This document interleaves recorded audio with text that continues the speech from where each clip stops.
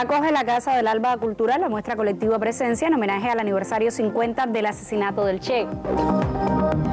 Reconocen en El Salvador los aportes del proyecto cultural La Colmenita que impulsa a nuestro país en esa nación hermana. Y comenzará el 20 de octubre en nuestra capital el Festival de Teatro de La Habana en su 17ª edición.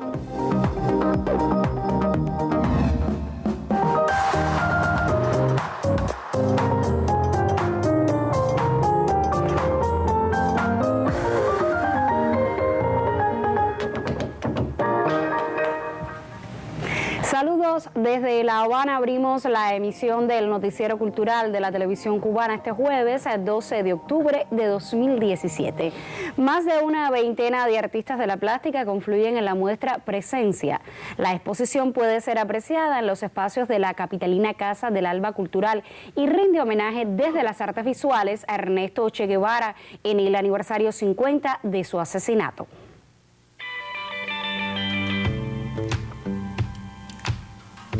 El Che visto desde el imaginario de las artes plásticas, la figura, obra y legado de un hombre que tantas veces ha sido motivo de inspiración para las artes todas, nos llega en una muestra que reúne a más de una veintena de creadores. Todo es el tratar de aunar la imagen de Che en la fotografía, o sea, las instantáneas que fueron tiradas a principios de la revolución por grandes fotógrafos de nuestro país, algunos presentes y otros no, y de alguna forma mostrar una imagen del Che apropiándonos de esas mismas iconografías, de lo que simbolizó el Che como ícono, como símbolo, y cada artista desde su óptica, desde su propia obra, interpretar esa simbología. La expo colectiva Presencia llega hasta los espacios de la capitalina Casa del Alba Cultural de la mano de jóvenes y consagrados de las artes visuales para ofrecernos desde distintos modos de expresión un acercamiento emotivo al guerrillero heroico, sus lecturas y referentes en torno a este gran hombre. Desde la convocatoria de esta exposición por Roberto Chile, yo quería hacer algo diferente, porque no quería llover sobre lo mojado, porque es una imagen que es muy conocida, muy cotidiana y para los cubanos es muy común la imagen del Che. Pero yo a partir de esa misma imagen quería hacer algo diferente. Y es cuando me surge la idea de hacer esta caja de luz y partiendo de las vivencias del Che como fotógrafo, que para mí fue un artista también, por eso sale esta pieza que se llama Superestrella Universal. Y la otra pieza es un concepto que desde muy niño tenemos presente, desde que estamos en la escuela, que es seremos como el Che. Y para ahí es donde sale esa imagen de seremos como el Che, para que las personas interactúen y se hagan un selfie siendo ellos como el Che.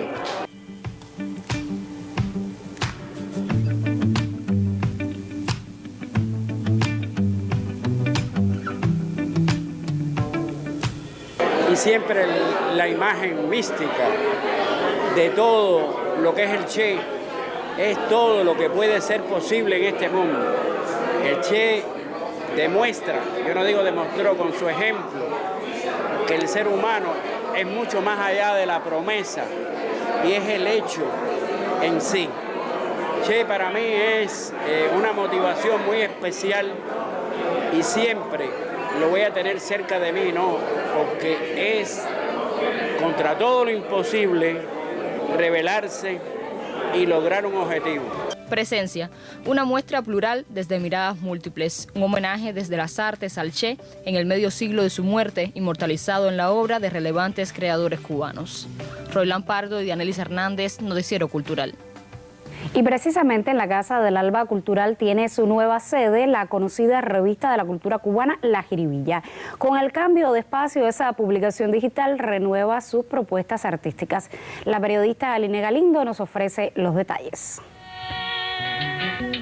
La Jiribilla es una revista de cultura cubana con versión tanto digital como impresa y actualizaciones de códigos comunicacionales como parte de su impronta continua. Nos interesa abordar los temas siempre desde una perspectiva crítica, buscando lo que puede ser satisfactorio, pero buscando también lo que puede estar faltando en determinado tema. Y eso nos parece que es útil porque es una manera de ofrecer a los que disfrutan de los eventos. Con más de 15 años, el amarillo acompaña el corazón de La Jiribilla, de modo simbólico y real, pues la nueva sede también está caracterizada por la vida y fuerza que desprende este color. Nuestra intención es que antes de que termine el año estar en local nuevo, con conectividad mucho más amplia y con plataforma nueva. A partir de ahí, entonces tratar de establecer una revista con otra dinámica y en la medida en que eso se recupere, recuperar, como no, las exposiciones, recuperar, como no, el patio de Baldovina, que sería aquí en la Casa del Alba, que ese sí puedo asegurar que lo vamos a comenzar en enero de 2018. Para que Renovadoramente sea parte de nuestras diarias consultas. Vamos a tener conciertos en función de los contenidos que vamos publicando en la revista. A veces de manera más directa, cuando sea un dossier que hable de trova o que hable de música cubana, y a veces más de manera más indirecta, cuando el trovador o el músico que se invite tenga una determinada relación con los temas que estemos tratando durante ese mes en la publicación. Nosotros estamos saliendo con un dossier cada 15 días y en la semana que no tenemos dossier ponemos un especial que es casi parecido a un dossier pero un poquito más breve, siempre sobre temas de actualidad, siempre sobre temas de Cuba o de Cuba en su relación con el mundo, porque como te decía es una revista que tiene lectores en el mundo entero. Todo lo que se sube al sitio web de La Jiribilla, o casi todo, se comparte en las redes sociales. Por supuesto, está basada en una estrategia para lograr mayor visibilidad.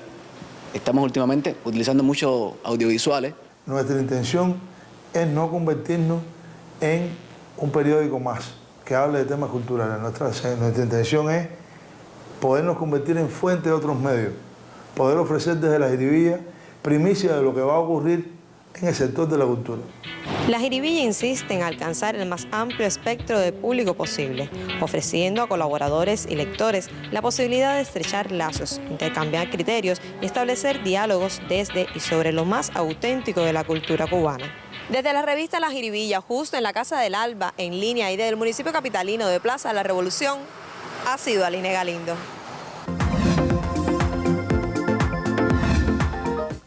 Revisamos lo que publican las páginas culturales de otros medios de prensa. El portal digital de la emisora Radio Habana Cuba destaca que el gobierno de El Salvador reconoció el aporte de Cuba a la consolidación del proyecto cultural La Colmenita en esa nación centroamericana, el cual tiene un considerable impacto en la niñez y adolescencia. La Secretaría de Cultura de la Presidencia de la República entregó el reconocimiento a la embajadora de La Habana en ese país latinoamericano, Iliana Fonseca, por su constante respaldo a ese proyecto impulsado por el presidente Salvador Sánchez Serén. Además, el gobierno destacó el incansable trabajo de los profesores cubanos Marta Palacios y Luis Manuel Iglesias, quienes imparten talleres y forman facilitadores en los municipios donde ya funciona esta iniciativa. Por su parte, Prensa Latina nos cuenta que más de 40 invitados internacionales de la industria creativa y el diseño mundial participarán en la Bienal del Cartel de Bolivia, BICB por sus siglas, prevista del 20 al 25 de noviembre. Entre las mejores propuestas del evento sobresale la visita del experto Eric Brexbuhl, quien llegará desde Suiza para retar a sus alumnos a hacer carteles tipográficos. Además de los talleres, la Bienal prevé una veintena de charlas magistrales con creadores de diversas nacionalidades. Y cerramos nuestro recorrido en la publicación digital Cuba Sí, para conocer que el personaje de Elpidio Valdés, ícono de la animación en Cuba, acaba de protagonizar una nueva aventura al viajar a Bélgica y convertirse en la gran atracción de residentes y turistas justo en el centro histórico de Bruselas. Como parte de la jornada de la cultura cubana en esa nación europea, el llamado Mannequin Peace, uno de los símbolos de la ciudad, quedó vestido con el traje típico de Elpidio Valdés, que lleva los 3 colores de la bandera de nuestro país, blanco, azul y rojo. A la ceremonia de presentación asistieron la embajadora de Cuba en Bélgica, Norma Goicochea, y el ministro de Cultura de nuestro país, Abel Prieto Jiménez, quien se encuentra realizando una visita de trabajo en esa nación. No, chico, era para darle un beso a cada uno.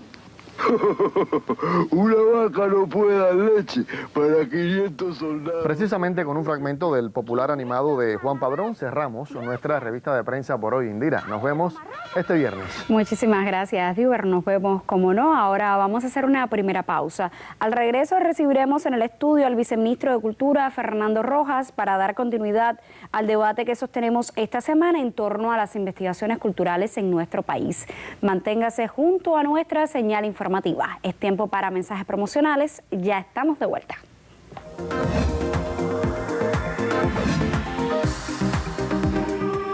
En el Teatro Nacional de Cuba, Escola Cantorum Coralina, para festejar los aniversarios de las relaciones diplomáticas entre Cuba y Canadá y el natalicio del pianista Glenn Gould. El 14 de octubre, invitado Ivar Stauring, dirección general Alina Orraca.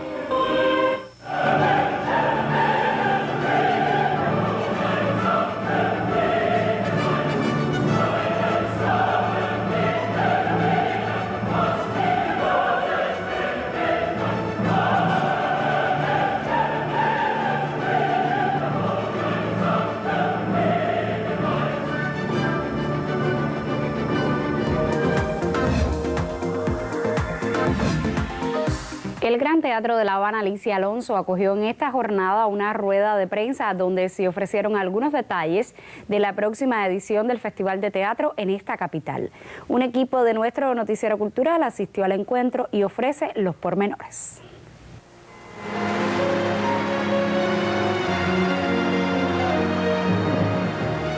En tiempos de apabullante virtualidad en el universo de las artes, el Festival de Teatro de La Habana apuesta por una expresión fundamentalmente artesanal.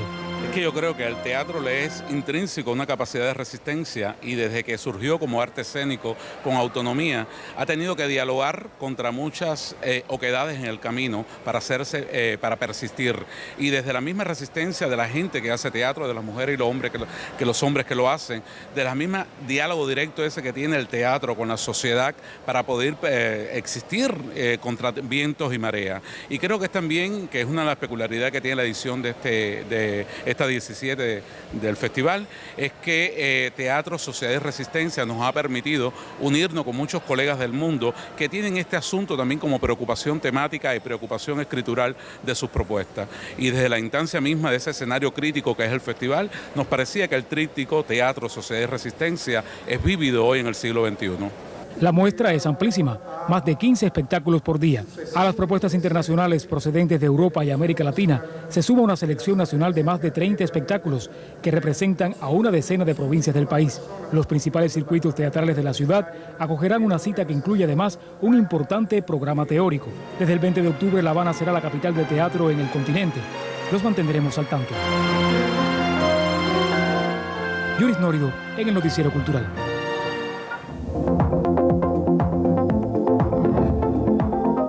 Esta semana dedicamos nuestra sección Contrapunteo a las investigaciones culturales en nuestro país y hoy converso con el viceministro de Cultura, Fernando Rojas, al respecto. Bienvenido. Gracias. Fernando, durante toda la semana se hicieron una serie de observaciones críticas sobre la realización y aplicación de esas investigaciones. ¿Cómo lo valora usted?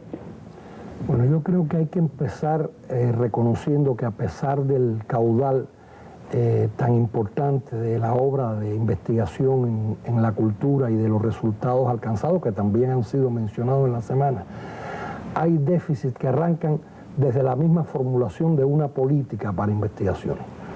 Durante muchos años esa política no estuvo formulada a nivel de ministerio y eso logró resolverse en el año 2013 con un planteamiento obligatorio para todas las instituciones, refrendado además en los esfuerzos que ha hecho el Ministerio de Ciencia, Tecnología y Medio Ambiente por reorganizar la actividad de investigación científica y que tiene su expresión en las prioridades que damos para la investigación, a saber, la creación artística y literaria, el patrimonio y la participación, lo que se conoce a veces en otro tipo de lenguaje como estudios de público, como estudios de consumo.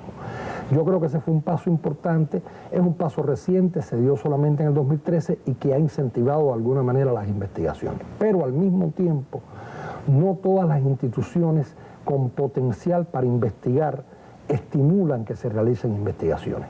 Hay instituciones muy destacadas, como el propio Instituto Marinello, que apareció en estos días en el noticiero, el Centro de Investigaciones de la Música Cubana, el CIDMUC, la Casa de las Américas, la Biblioteca Nacional José Martí, la Casa de la Nacionalidad en Bayamo, el Centro de Estudios Antonio Maceo en Santiago de Cuba, una provincia con un trabajo muy destacado en esta área que es Matanzas. Hay instituciones con determinado retroceso, como por ejemplo la investigación en las artes escénicas, la investigación en la Casa del Caribe, lo cual es lamentable. Hay un déficit importante en la publicación de resultados, o sea, estas instituciones más más avanzadas, con más resultados, digamos que promueven además lo que hacen en libros, en revistas, en eventos. Hay otras que están a la saga en ese sentido. Hay logros notables como los estudios, los llamados estudios de consumo cultural, que es una expresión que no siempre refleja la participación del pueblo en la cultura, pero efectivamente nos queda mucho por hacer en esa dirección. Usted hablaba de publicación de resultados de promoción, pero me gustaría insistir en algo. ¿Cómo lograr que se apliquen más y mejor estas investigaciones culturales? ¿Qué podemos hacer? Bueno, yo creo que hay algo que empieza por nosotros, por los directivos, que debiéramos utilizar más esos resultados, esas publicaciones, esas evidencias. Por ejemplo, un instrumento como la propia encuesta que yo te mencionaba, que se han hecho dos, una a finales del siglo pasado, otra hace unos 7 u 8 años, están publicados en libros, están publicados en informes y ofrecen, por ejemplo, indicaciones muy útiles sobre determinados retrocesos en la apreciación artística, sobre énfasis que hay que realizar en el trabajo comunitario. Y yo creo que habría que empezar porque los directivos conociéramos mejor esos resultados, los aprendiéramos y los aplicáramos más en nuestro trabajo cotidiano. Si eso se logra con todo el caudal que se tiene, con todo lo publicado, con todo lo investigado, y incluso a pesar de las deficiencias que te he explicado, yo estoy seguro que haríamos nuestro trabajo de manera más creadora y más apegada a las necesidades de la población. Muchísimas gracias, Fernando Rojas, por estos criterios. Yo les recuerdo, fueron las declaraciones de Fernando Rojas, viceministro de Cultura, quien nos ofrecía detalles del trabajo que, con respecto a las investigaciones culturales, realizan las instituciones adscritas al Ministerio de Cultura.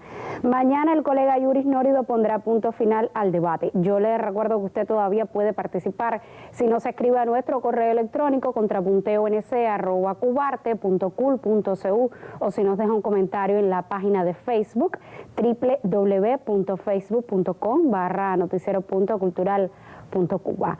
Nosotros seguimos conociendo ahora sobre el panorama cultural en nuestro país. Por su permanente labor en la conservación y promoción de las tradiciones músico-danzarias franco-haitianas, el conjunto folclórico Los Cosiá mereció en Guantánamo el Premio Provincial de Patrimonio Cultural. Desde ese territorio nos llega la información ampliada a través de nuestra corresponsal. La fuerza expresiva de sus integrantes distingue a los Cosiá, agrupación guantanamera de casi 4 décadas de fundada.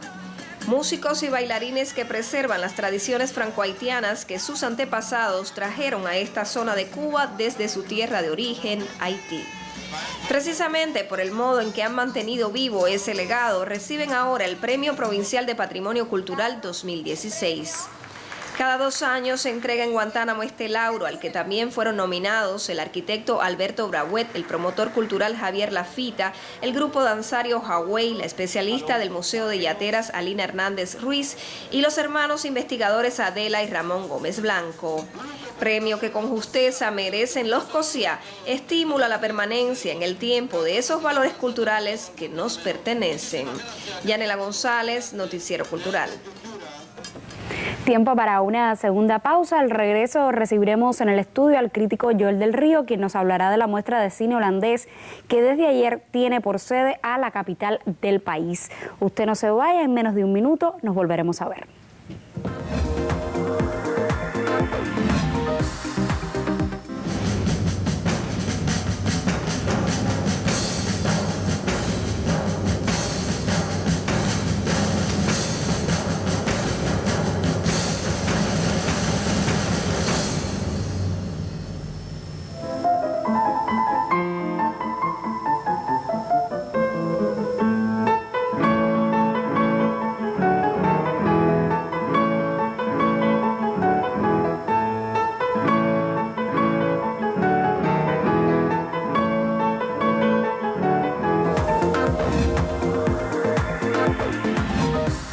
Lo decíamos antes de la pausa, hasta el próximo 20 de octubre, diversos espacios de la capital acogen las propuestas de la Semana de Cine Holandés.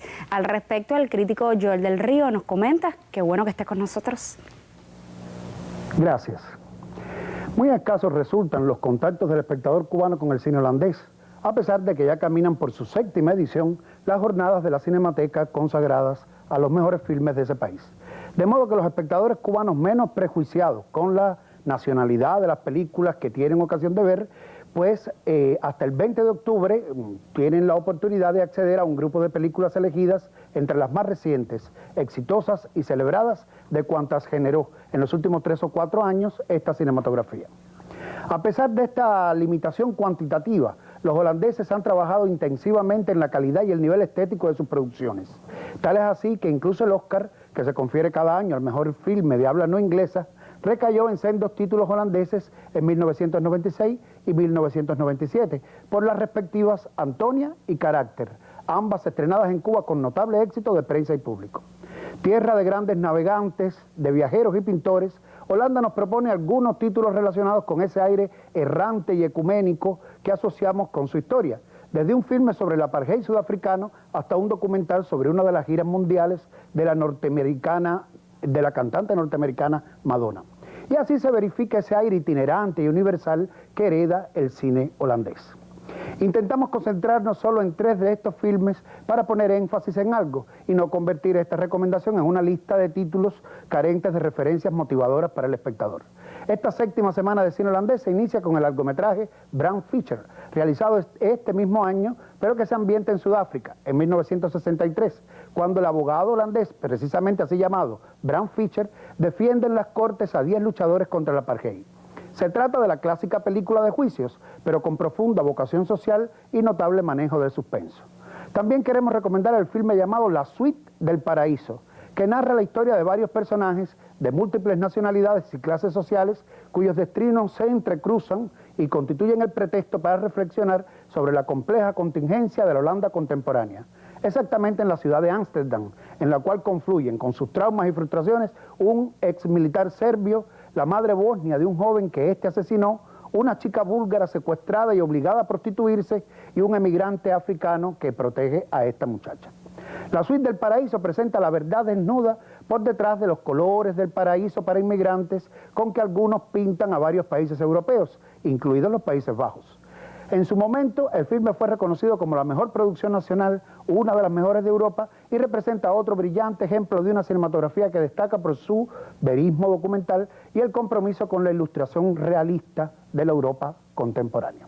Finalmente, el documental Strike a Pose toma el título prestado a un estribillo de Madonna en la canción Vogue, para referirse al papel de los bailarines en la gira Ambición Rubia de la famosa cantante. Y algunos de los participantes relatan, 25 años después, cómo transcurrió su vida antes y después del grandioso espectáculo, aprovechado por Madonna para defender los derechos de los homosexuales. Strike a Pose es uno de esos documentales que aprovecha la coartada de un acontecimiento pop de enorme ascendencia mediática para reflexionar sobre las aristas humanas de los implicados en tal show. Bram Fischer, La Suite del Paraíso y Strike a Pose pueden convencer a cualquier espectador de la calidad y variedad del cine holandés, que por estos días enriquece las propuestas de la cartelera cinematográfica habanera. Salud y suerte para todos. Muchísimas gracias, Joel, por estos detalles. Pues estaremos al tanto entonces de esta semana de cine holandés. Y al cierre de esta emisión nos vamos a Santi Spíritus. La reparación capital del Teatro La Caridad de la ciudad de Trinidad es una de las intervenciones constructivas de mayor alcance que realiza la oficina del conservador de esa villa patrimonial cubana. La obra, iniciada en 2011, permitirá la reapertura de una institución cultural de valores históricos y culturales. En la calle Jesús María, esquina Rosario de la ciudad de Trinidad, un inmueble vive el mayor ajetreo desde que se edificó hace más de 100 años. El teatro había estado 24 años cerrado. El vandalismo había sido grande, el techo estaba destruido, pero además no quedaba ninguno de sus elementos interiores. Los trinitarios, que han sido testigos primero de la desolación y luego de las diferentes etapas constructivas del Teatro La Caridad, ahora albergan la esperanza de que abra las puertas. En el interior se ven las primeras luces. El techo de armadura 2 aguas, los pisos y otras áreas del vestíbulo están listas. La cubierta del salón principal fue restituida y el teatro ya tiene tabloncillo. Nos quedan pendientes 2 actividades fundamentales de la obra civil: la culminación de toda su fachada con la colocación de la carpintería. que ya prácticamente está ejecutada, nueva y guardada. Y el llamado parrilla del teatro. La parrilla es un elemento de la parte estructural y mecánica de los teatros que va encima del escenario. El huracán Irma impuso nuevas urgencias a la empresa de restauración de la Oficina del Conservador de Trinidad. Ahora es preciso reconstruir el pretil mixtilíneo y devolver a su lugar las verjas originales de hierro forjado. Tal como consta en las nuevas adecuaciones del proyecto, será restaurado el singular alero tornapunta y por último se fundirá en hormigón una réplica de la placa que identificó al teatro desde 1936. El sufrimiento fundamental que ha tenido el edificio ha sido el tema del pretil, como explicábamos, y el vuelco que ha tenido sobre el alero, que el alero se había sido restaurado y realmente al volcarse sobre el alero lo ha destruido prácticamente en su totalidad. El cronograma de ejecución debe cerrar en el 2018. En una segunda etapa, empresas especializadas del Ministerio de Cultura tendrán a su cargo el montaje de la mecánica escénica, el lunetario y el resto de los elementos técnicos. Cada vez está más cerca el sueño del público y los artistas que han esperado durante 30 años la apertura del Teatro La Caridad. Desde Santi Spíritus, Jenny Fleites, Noticiero Cultural. Punto final. En esta emisión del Noticiero Cultural le pusimos al tanto de la inauguración en la Casa del Alba Cultural de la muestra colectiva Presencia en homenaje al aniversario 50 del asesinato del Che. Le contamos del reconocimiento en El Salvador a los aportes del proyecto cultural La Colmenita que impulsa nuestro país en esa nación y le pusimos al tanto de las jornadas del Festival de Teatro de La Habana que iniciará el próximo 20 de octubre. Gracias por acompañarnos en esta emisión. Mañana regresaremos con otras miradas al panorama artístico y literario en Cuba y otras naciones. Hasta entonces me despido como siempre con un saludo desde La Habana.